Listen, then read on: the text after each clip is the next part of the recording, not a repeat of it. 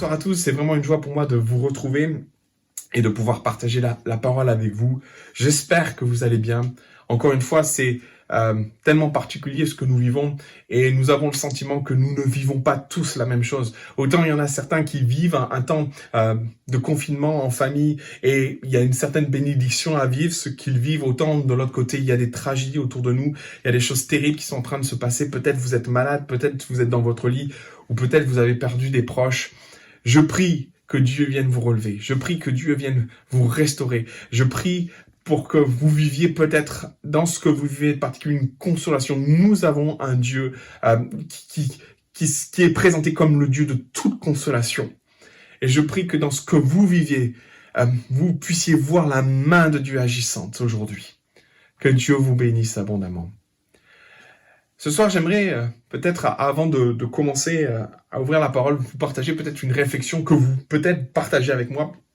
Le sentiment que depuis le début de ce que nous vivons, nos vies sont en pause. Oui, en pause.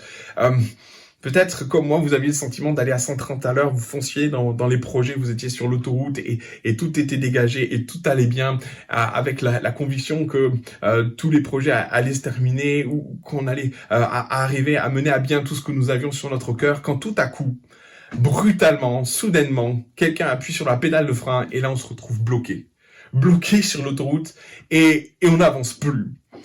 J'ai le sentiment, et peut-être c'est le vôtre, que notre humanité est bloquée, que notre humanité est en pause, que nous vivons quelque chose d'historique, mondial, que l'humanité n'a jamais vécu jusqu'à présent. C'est d'autant plus remarquable que, en effet, le monde est en pause, mais tout cela est arrivé d'une façon si soudaine, si brutale. Quand je pense à ce mot soudain, je ne peux m'empêcher un texte que nous connaissons bien. Permettez-moi de le prendre avec vous dans 1 Thessaloniciens, chapitre 5, verset 3. Voilà ce qu'il nous dit. « Quand les hommes diront paix et sûreté, alors une ruine soudaine les surprendra. Comme les douleurs de l'enfantement surprennent la femme enceinte, ils n'échapperont point. » Quand je réfléchis à comment notre gouvernement a géré la crise, et je les blâme pas, et je suis pas en train de les critiquer, loin de là, mais la crise est si soudaine, si brutale, si inattendue, qu'on se rend compte que nous n'étions pas prêts à vivre ce que nous vivons. Et ça entraîne tellement d'incertitudes, tellement de remise en question dans ce que nous vivons. Dernièrement, j'ai entendu le Premier ministre qui parlait, et dans ce qu'il partageait, il disait probablement, il l'a dit tellement de fois, qu'on se rend compte qu'il ne maîtrise plus les choses. Et je suis pas en train de dire que ce texte fait référence à ce que nous vivons. Quand Paul parle d'une crise soudaine, de cette crise soudaine qui mettra un peu l'humanité à genoux, je suis pas en train de dire que c'est ce que nous vivons. Seul l'avenir nous le dira. Mais une chose est certaine, c'est que ce que nous vivons donne crédit à ce que Paul annonce. Donne crédit à ce que Paul annonce. Si nous pensions que notre humanité était capable de résoudre tous les problèmes, était capable de supporter toutes les crises, on se rend bien compte que cet ennemi invisible, tellement petit qu'on ne peut pas le voir, a mis à genoux notre économie, a mis à genoux l'humanité, a mis l'humanité en pause. Alors encore une fois, je suis pas en train de dire que ce que nous vivons, c'est ce que Paul annonce. Mais on se rend compte de la probabilité que cette chose puisse arriver. Quand Paul l'annonce, quand Paul dit qu'une ruine soudaine va s'abattre sur la terre, on se rend compte que Paul annonce quelque chose de fort probable compte tenu de ce que nous vivons aujourd'hui. Alors aujourd'hui, cette crise, comme beaucoup déjà s'emploient à dire, à parler, c'est ce mot qu'on retrouve de plus en plus, nous touche de différentes façons. Cette crise amène des tragédies humaines, et c'est peut-être ce que vous vivez aujourd'hui dans votre corps, dans votre santé. Et c'est votre santé qui est atteinte aujourd'hui. Mais quand je parle de tragédie humaine, c'est peut-être votre entourage, peut-être des proches à vous qui sont partis. Alors comme je l'ai dit tout à l'heure en préambule, je prie que Dieu vienne à votre rencontre. Je prie que Dieu vienne vous secourir là où vous êtes. Je prie que vous voyez ce Dieu de miracle agir dans votre corps. Je prie que ce Dieu de toute consolation vienne consoler votre cœur. Nous, en tant qu'enfants de Dieu, nous avons l'assurance que Dieu prend soin de notre cœur comme il veut prendre soin du vôtre ce soir. Cette crise a d'autres portées. Comme Didier le disait dimanche dernier, il parlait de cette crise financière. ce que nous vivons est une tragédie financière, est une tragédie économique.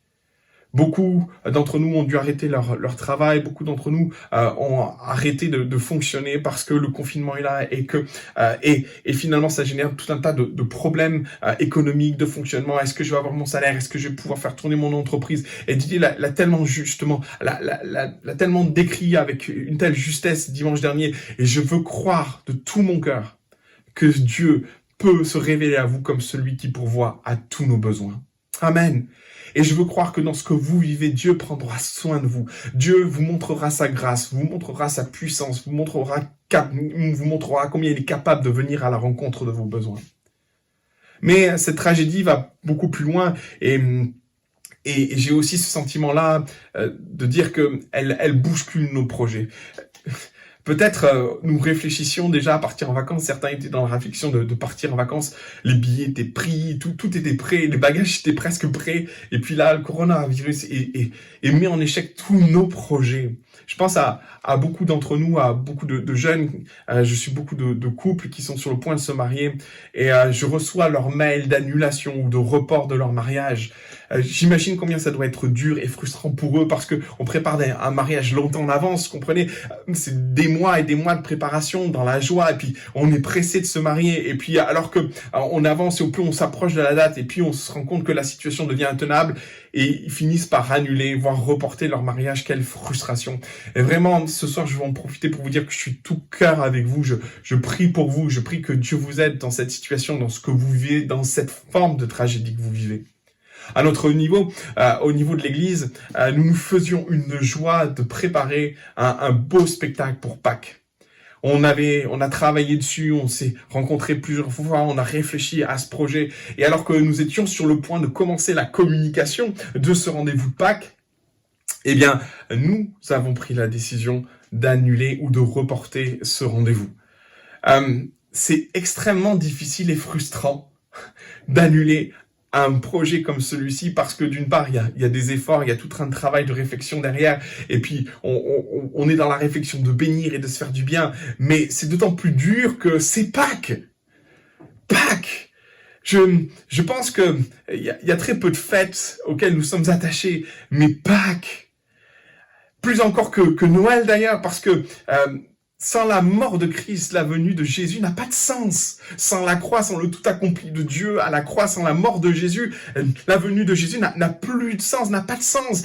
Pâques, c'est d'autant plus dur que Pâques, c'est la date, c'est le temps de commémoration où nous aimons, Église, nous retrouver, partager un temps ensemble, nous réjouir de ce que Jésus a fait, nous rappeler ce que Jésus a fait sur la croix, nous rappeler que Jésus nous a donné la vie par sa mort. Pâques, c'est central pour nous. Pâques, c'est tellement important pour chacun d'entre nous. Et là, on se retrouve dans cette situation, dans cette frustration de dire, mais cette année, Pâques sera pas comme les autres années. Pâques sera une année confinée. Pâques sera une année, sans les frères et sœurs. Alors, on pourrait trouver cette situation très singulière. Même se dire, mais c'est quelque chose de très particulier. Sauf que ce que nous vivons doit faire écho à ce qui s'est passé bien avant que Jésus arrive. Et pour être très honnête, en se plongeant dans la parole, en y réfléchissant bien, ce que nous vivons fait écho à ce qu'Israël a vécu des milliers d'années avant que Jésus arrive. En effet, à l'époque, Israël est prisonnière de l'Égypte. Israël est l'esclave de l'Égypte.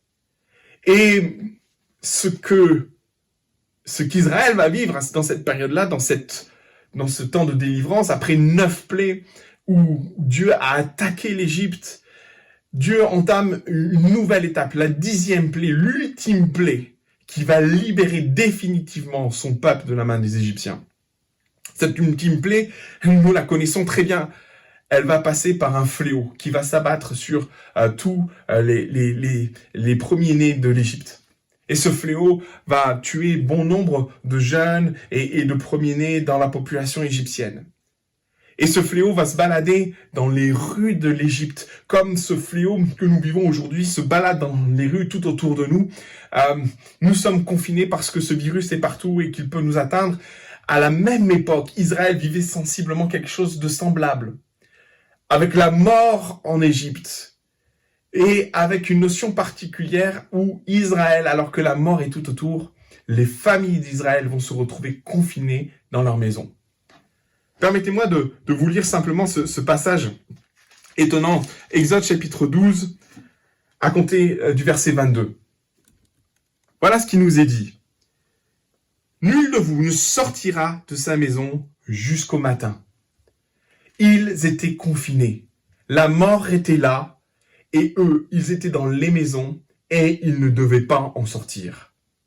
Alors si on pense que le fait de vivre une Pâque confinée est quelque chose de singulier, Dieu nous rappelle, au travers de ce passage, que la première Pâque était une Pâque confinée, était une Pâque où les familles étaient à l'intérieur des maisons confinées, en attendant que la mort passe au-dessus d'eux. Alors quand j'ai réalisé ça, je me suis dit, mais Seigneur, qu'est-ce que nous pouvons retenir pour nous-mêmes? Qu'est-ce que nous pouvons saisir de leur confinement? Qu'est-ce que nous devons prendre de leur confinement? Et j'ai retenu 3 choses importantes de ce texte, d'Exode chapitre 12. 3 choses qui m'ont interpellé, qui m'ont parlé, 3 choses essentielles. Et je vais employer le mot essentiel parce que dans ce que nous vivons, c'est comme si Dieu nous ramenait à des essentiels.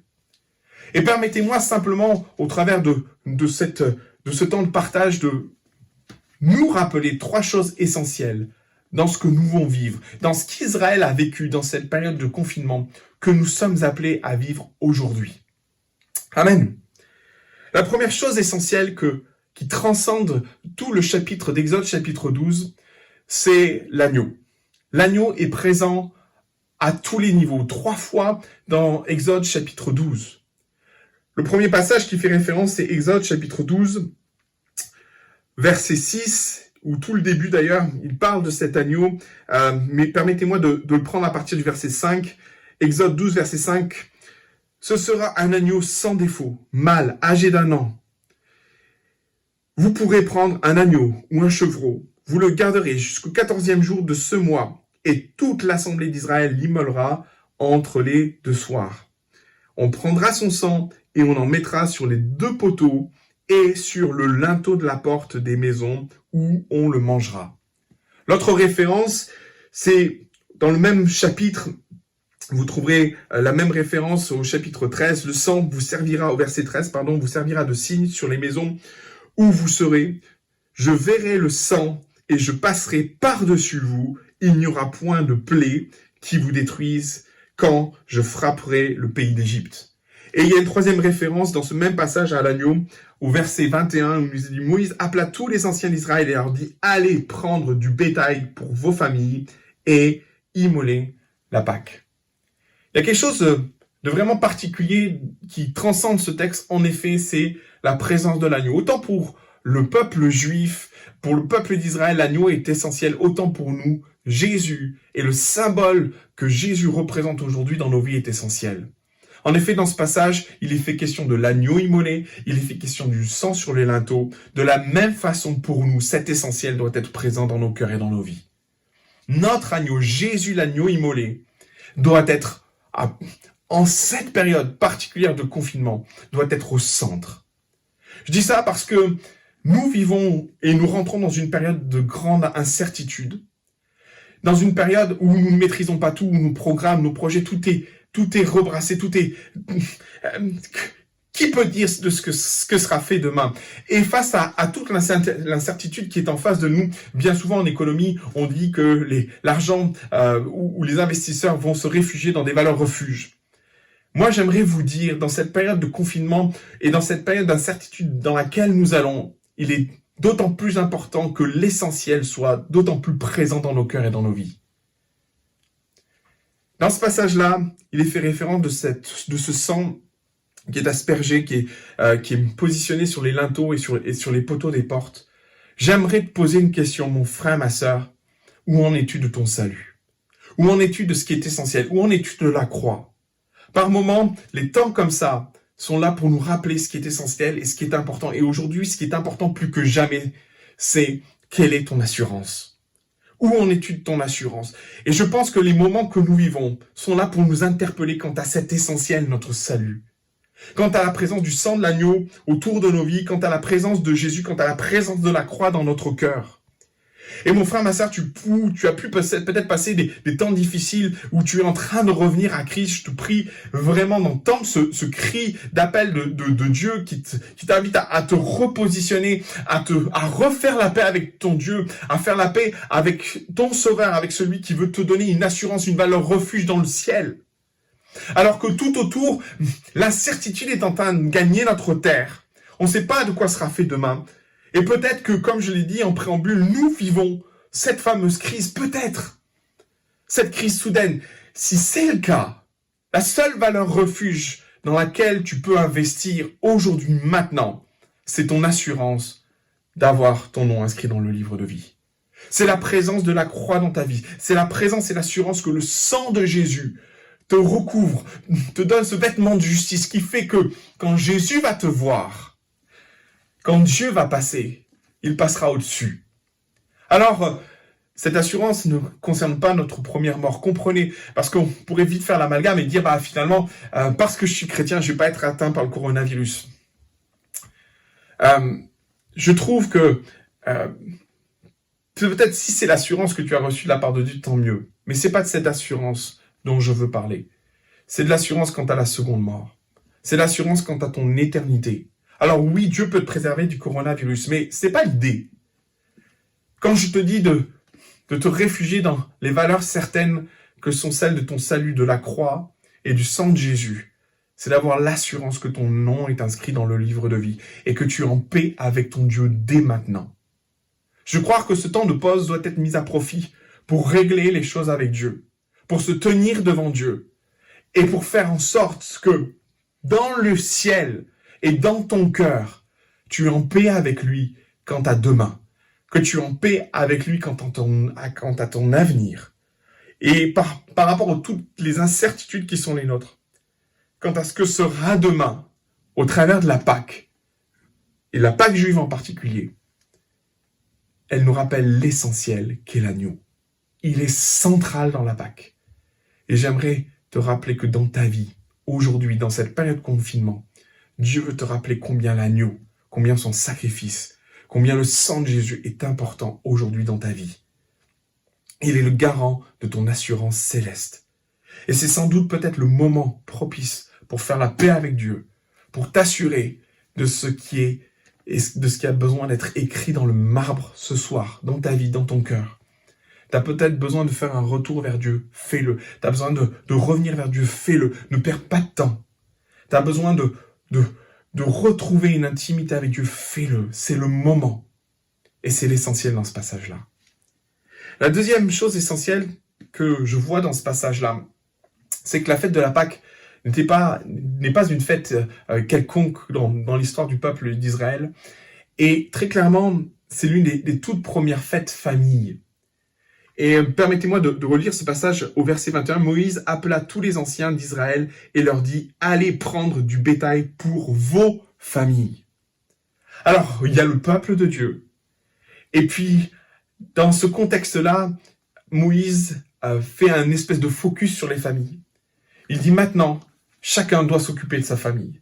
Maintenant, vous devez prendre l'agneau, vous devez le préparer au sein de votre famille, vous devez vous en nourrir en famille, vous devez vivre ce temps en famille. Et ce temps de confinement que nous vivons, clairement, dans ce que nous vivons, nous, en tant que famille, on vit H24, nos enfants, nous vivons H24, des temps familiaux. Et c'est tellement propice à vivre des choses, à se nourrir ensemble de la parole de Dieu. Peut-être vous vivez ça, vous qui avez des enfants, mais c'est tellement difficile d'avoir des temps en famille quotidiens, d'avoir des temps en famille en fonction de l'heure à laquelle chacun se réveille. Il y en a qui partent au travail, il y a les enfants qui doivent aller à l'école. La vie fait que nous sommes dans quelque chose qui nous dépasse, un rythme qui va tellement vite, qui fait que on peut être à un moment donné perdu. Alors on peut passer du temps en famille, et j'apprécie le temps que je vis aujourd'hui parce que je prends du temps avec les miens. Je prends du temps dans la lecture de la parole, je prends du temps, on prie ensemble, on présente la journée ensemble, très souvent, très fréquemment, plus que jamais d'ailleurs. Et ce sont des temps bénis. Et je crois que c'est un essentiel que Dieu vous nous rappelle dans ce que nous vivons aujourd'hui, nos familles.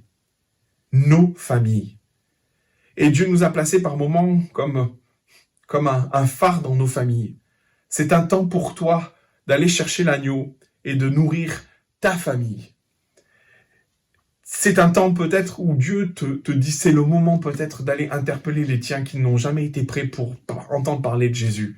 C'est peut-être un temps particulier que tu peux avoir. Alors c'est vrai que nous sommes peut-être confinés, c'est peut-être ton cas, tu es confiné, tu es seul à la maison.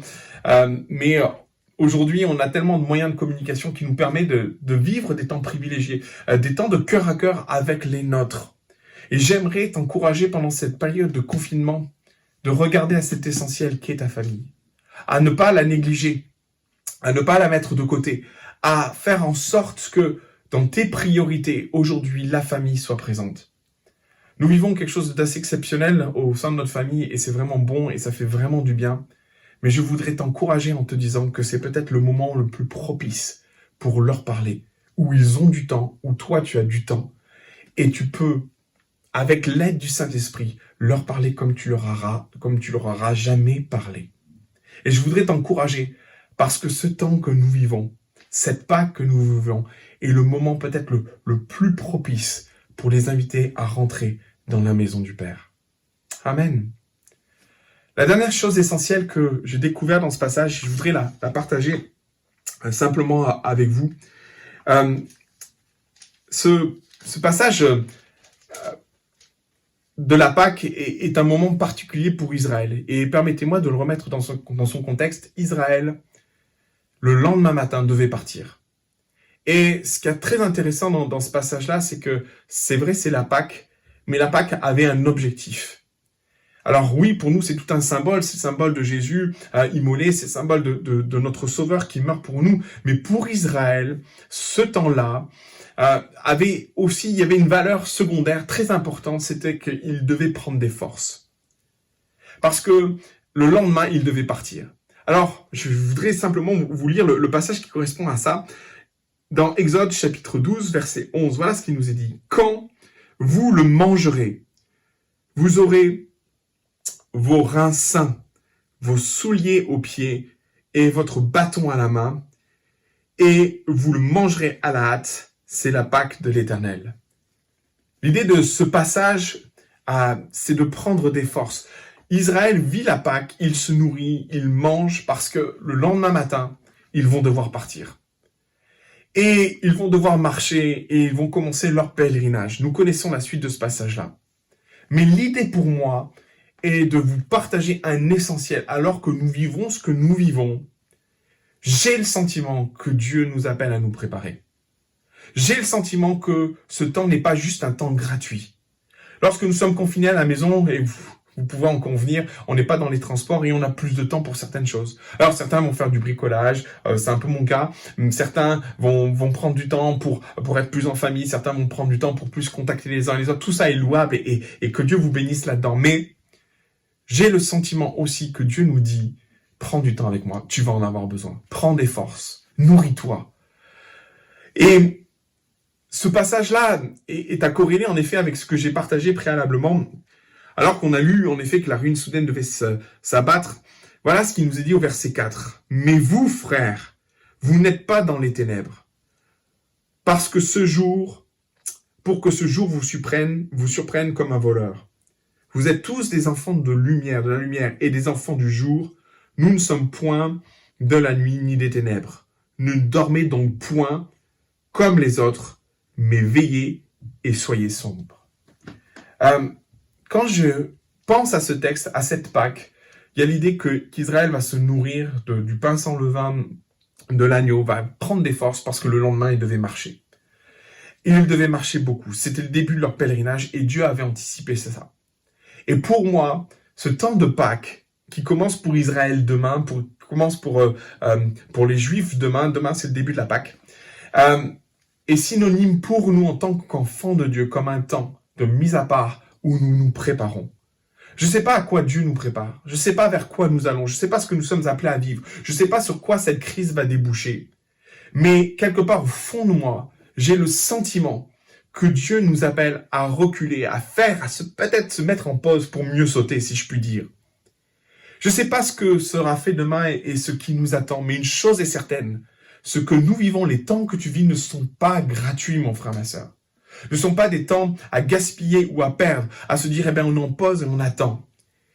La Pâque, ce temps de confinement, avait pour but qu'Israël prenne des forces, se prépare à marcher. Et le texte est très clair. Munissez-vous d'un bâton, saignez vos reins, mettez vos souliers aux pieds et votre bâton et mangez à la hâte parce que c'est la Pâque, parce que vous allez partir. Alors, je ne sais pas ce qu'il faut comprendre dans l'idée de partir. Est-ce que c'est parce que Dieu est en train de préparer son Église à son retour? Sans doute. De toute façon, nous devons nous préparer. Mais je veux croire que Dieu est en train de susciter ce temps de pause spirituelle pour que nous puissions nous rapprocher de lui, pour que nous puissions tendre l'oreille à ce qu'il a à nous dire, pour que nous puissions nous préparer et être ces instruments que Dieu veut que nous soyons. Mon frère, ma sœur, dans ces 3 essentiels, je voudrais te rappeler qu'Israël les a vécus. Ces essentiels nous rappellent la place de Christ dans nos vies, la place de son sacrifice dans nos vies, la place de notre salut, la place du sacrifice de l'agneau et de la vie qu'il veut mettre en nous. Le 2e essentiel nous rappelle l'importance de notre famille. Par moments, ce temps de confinement est un temps que nous devons mettre à profit pour nos bien-aimés, pour nos parents, pour nos enfants, pour nos frères, pour nos sœurs. C'est un temps que nous devons mettre à profit pour peut-être être cette lumière dans leurs ténèbres, les faire rentrer dans notre maison, les faire rentrer dans la maison du salut. Le 3e essentiel que je voudrais te rappeler, c'est que la Pâque juive avait un but, un autre but, un but un peu plus subtil, c'est qu'il devait prendre des forces.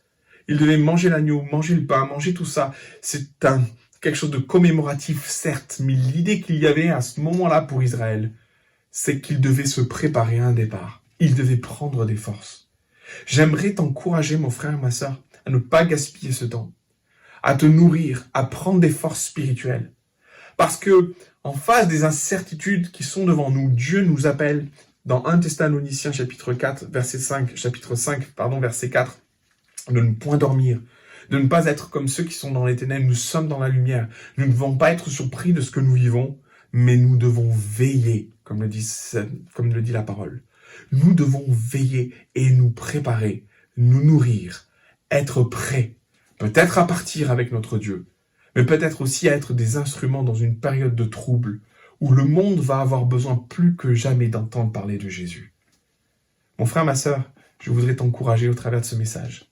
Je voudrais t'encourager dans ce que tu vis. Notre Dieu veut pourvoir à nos besoins, mais Dieu aussi nous invite à avoir une autre vision de ce que nous vivons.